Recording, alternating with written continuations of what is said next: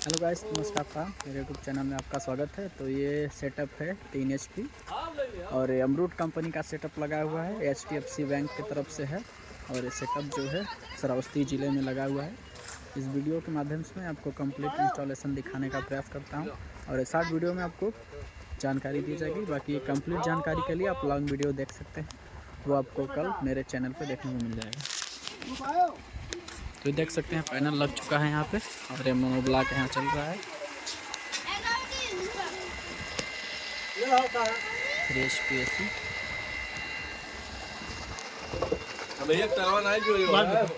और ये motor running status पे है। 5 एम्पियर पे चल रहा है फिलहाल और दोपहर का लगभग इस टाइम 3:40 पे चल रहा है। बंद कीजिए।